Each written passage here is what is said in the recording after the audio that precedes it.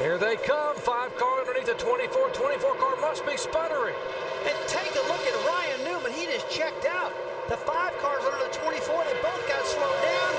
And Whoa, Newman up in the wall. In the wall. The 12 car up across the racetrack and tags the wall with 3 laps to go. Oh, my goodness. He just ran the fastest lap of the race the lap before that. Wow, he was digging for it. Never has one here wanted it so badly. At 3 laps to go, the car just abruptly snaps over in turn 2. All right, guys, left side, I'm ready. Let's go. You can't accuse Ryan Newman for not going for it. It's junk, Mikey. Ryan Newman pulling away. Now Gordon chasing him. 3 laps to go in turn 2. Now watch the 12 car just snap sideways. Man, it looked like he was gone from here, and then all of a sudden it just went away. it just wiggled just a little bit and took off. Looks like the tires are up. Dave? After an unfortunate 2007 season, Ryan Newman was looking to get back on top in NASCAR and pick up a win and some momentum. Unfortunately for Newman, Charlotte Motor Speedway would not be the night he expected. After going 3 wide to take the lead on the outside, Ryan Newman looked to have the race won up until his car would snap sideways and he would make contact with the outside wall, ending his night and ending his chance to win. Unfortunately for Newman, this was one of his final chances at Penske to ever win a race, as 2 years later he would join Stewart-Haas Racing. But you got to give it to Ryan Newman, he definitely tried and he gave it his all. Jimmy Johnson down for the green flag, trying to win a chase and trying to win a race. Oh, and Johnson gets a good restart. He gets away from Edwards by about 5 cars. Junior spinning. Earnhardt Jr. spins up in front of McMurray. Tire flew off that left rear of the 8 car. How in the world did that happen? The tire completely fell off the car. That's the one attempt at a green-white checker. Coming through the white, coming through the white. Kind of luck. This is the emblematic of the kind of year I've had. Watch the 8 car. My heavens. Man. Looks like maybe a broken wheel or something. I mean, the lug nuts just, don't all come off the car at the same time. It could have been a broken wheel. And Jamie McMurray, oh my gosh, bad day for him. He had such a good run going on. What a crazy finish. That is crazy. Comes off there right up in front of Jamie McMurray. And suddenly a day he thought might end up in victory lane ends up with disappointment once again. And there's 2 fellas that didn't do anything wrong at all. Jamie's just a victim, and Junior broke a wheel. Kyle Busch looked to have this race in hand with only a couple laps to go up until Johnny Sauter would blow a tire and hit the outside wall, bringing out a caution. This would shuffle everything up. This is exactly what happens, it seems like, in NASCAR. When there's a great finish fixing to happen, somebody in the back blows a tire or hits the wall and the caution comes out. But what would ensue after this was calamity for Dale Jr.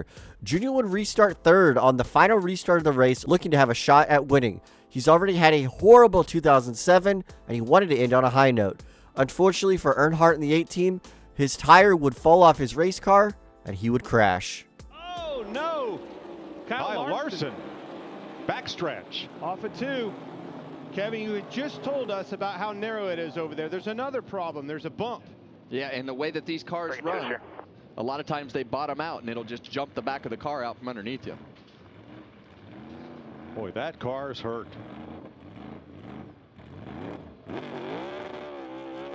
Rolling if you can.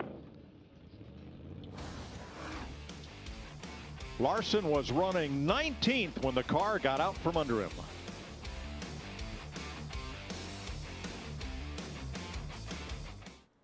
The alleged greatest driver in the world makes a mistake at Darlington in 2025. Early on in the race, Kyle Larson was battling Joey Logano for position. He would get loose coming off of turn number 2, slide into the inside wall, and his day would be over. Or so we thought.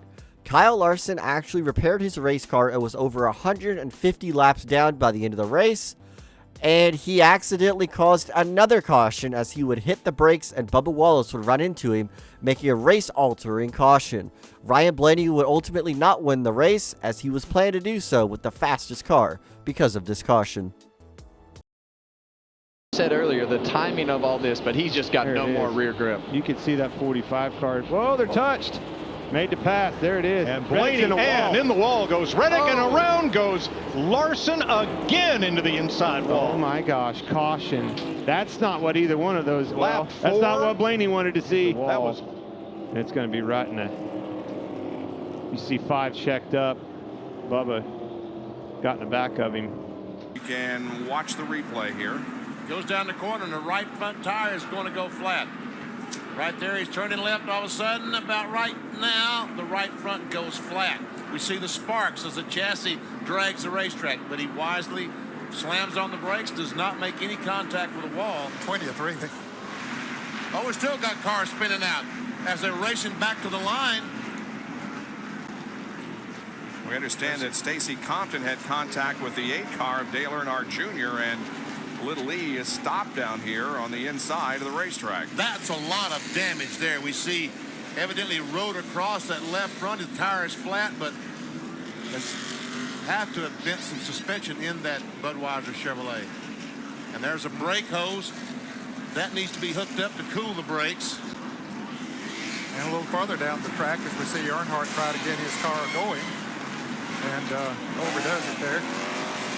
Spins it all the way around and goes another lap down, and there's the car number 21 I was about to mention, Elliott Sadler. And we have Dale Earnhardt Jr.'s car on fire down in turn number 1.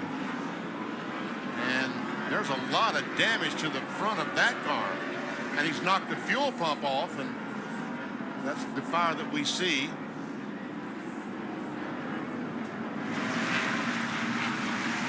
This is the 13th caution of the afternoon.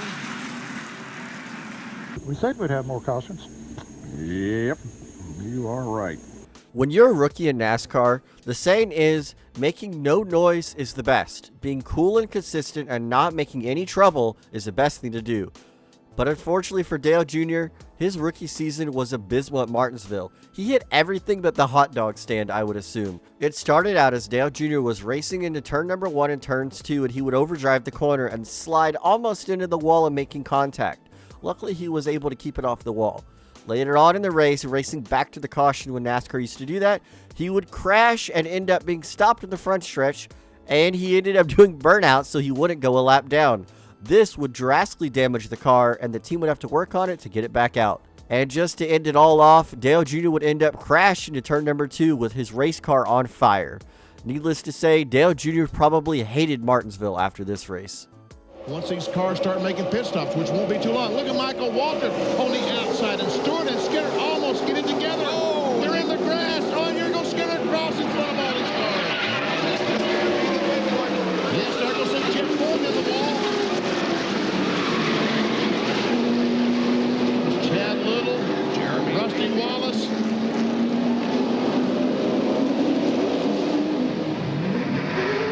This is Mike Skinner, and he's stuck. It rained heavily last night. And look at the damage on Jeff Gordon's DuPont Chevrolet. And Rusty Wallace's car also heavily damaged and stopped in turn 3. There you can see how Mike Skinner is not able to get away from his spot out there in turn 3. Jeff Gordon able to get that DuPont car started and rolling again as the field comes by. But barely able to move the car, so heavily damaged. Chad Little remains immobile. Let's take a look at what happened again. Here they are moving off of corner number 2. Watch the right of your screen. Mike Skinner and Tony Stewart right in here are going to make contact. And somehow they get in the grass. And Skinner turns right across the racetrack. There we see Jeff Gordon coming directly into him. All of a sudden, Gordon loses control, goes up, pant, hits the wall, and Rusty Wallace and also Ernie Irvin drive in the right side of Jeff Gordon's car. There we see Chad Little spinning down to the inside. John Kernan. If you want to know why NASCAR has a double yellow line rule at super speedways, accidents like this prove why it might be necessary. Tony Stewart and Mike Skinner were battling it out on the backstretch, and they ended up going so low on the track they both drove into the grass. What would happen after that is Skinner would slide up back onto the racetrack in front of the whole pack, collecting Jeff Gordon, Rusty Wallace, and many others, as the crowd would erupt in cheers as Gordon, the disliked driver in NASCAR at the time, would be extremely crashed and unable to finish the race. Everybody in the grandstands loved that, I would assume. But crashes like this definitely show the danger of racing below that yellow line and the danger it has when you race so low on the racetrack. Coming back up on the racetrack with cars going over 200 miles per hour is something NASCAR definitely does not need to happen every super speedway race. Shove into the bottom. See that hand? He just wanted to touch him, man. Just wanted to touch him. Can't get him to the high side. Here he comes. No, there he turns him. He turns him. Busch in the wall. Here comes Stewart to the checkered flag. And another car gets in the backside. It's Casey Kane. And they're scattering everywhere as they come to the line. Some of these guys hit hard, man. And one of them was Kyle Busch. They're still hitting hard. Man, that's an ugly finish. But incredible. Incredible. But that was 100% mirror driving, and that's what you had. That's what Kyle Busch had to do. That's what Kyle Busch had to mirror drive. Tony Stewart had to put the car there around, right, and stick the car where we saw this same thing in Talladega when. And, you know, I don't think Stewart. I think once he sees all this, he shouldn't be beating himself up too much on this deal. I mean, like I said, you're looking at the checkered flag at Daytona. All bets are off. Yeah. That's a hard hit by the 18 car because he hits with the left front and then drives the driver's side into the wall. Kyle Busch was trying to go back-to-back in Daytona's summer night races, picking up the win. He won in 2008 over a splitter over Carl Edwards. And in 2009, he had the dominant race car and planned to do just that, go back-to-back. But unfortunately for Busch, coming to the start-finish line to finish the race, he would block Tony Stewart once. But when he would go back to block him again, he would overdo it and crash himself in the process, taking himself out of contention for the win and making a violent crash with Casey Kane, who had nowhere to go. This was an extremely awful crash that Kyle Busch was a part of, and he even made more contact with people in the back. Thankfully, Busch was okay, but this was definitely a gone wrong moment for Busch, as he was so close to winning for a second time at Daytona. Whoa! No, Johnson's out of it. He can't go. Big wreck going to happen here on the front straight. No, man! You are kidding me?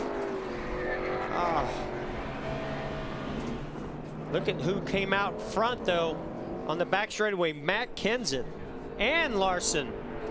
And Kyle Larson. Gosh. There are just no words to describe what just happened. The 48 couldn't go, and he just backed everybody up. He spun the tires. It looked to me like either something broke or he didn't get it into third gear. It just, yeah, he never took off.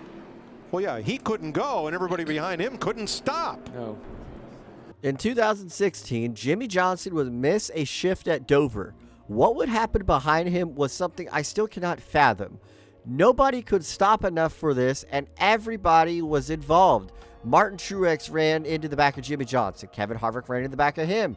And once Chase Elliott got through, about everybody else behind him was involved, and Dale Jr. got clipped at the end. It just seemed like nobody wanted to slow down, and nobody wanted to try to avoid this wreck. In Knoxville, Chandler Smith did his job. Oh, and there's the big pileup. Oh, this is going to bring out the caution again. Oh boy, they're just piling. The 2021 Truck Series race at Knoxville saw one of the most hilarious crashes I've ever seen. There's not a lot to break down here, but just it's hard to stop on dirt. And when you put inexperienced drivers on dirt, like you have in the Truck Series, you know chaos will happen. And that is exactly what happened when multiple trucks just kept sliding and plowing into one another, trying to slow down. Trouble. Correct. Here's the big one. Man. Well, there goes half the field.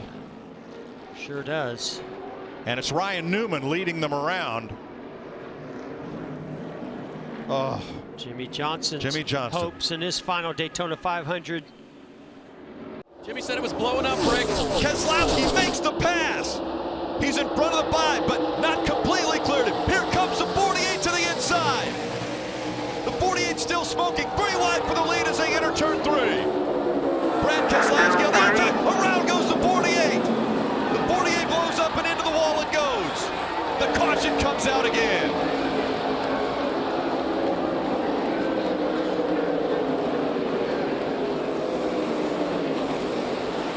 Able to maintain it in good spot. Keselowski does everything he's supposed to do, gets close to the 5. Now look how loose the 5 gets right here up into the side of the 2. Jimmie Johnson with huge momentum with smoke coming out of the back of the car like it's blowing up. Now right now Casey Kane in lift, and I can promise you it's been a long time since he's win. He's going to drive it in there. Every one of these guys wants to win a Brickyard 400. The 48 car very bottom gets loose. Around he goes. Don't tell me these drivers don't want to win this race. I agree with Jeff Burton. These drivers wanted to win the Brickyard 400 so bad in 2017. They were 3 wide entering turn number 3 at Indianapolis, a flat track. Besides Jimmie Johnson blowing his engine, this would have been spectacular in itself. But to have Jimmie Johnson blowing an engine down the back straightaway and still going for the lead is just pure chaos. It was so cool to see Jimmie do it, but unfortunately, his engine expired and he spun out and crashed. But I'll give it to the 7-time champ. He sure did try.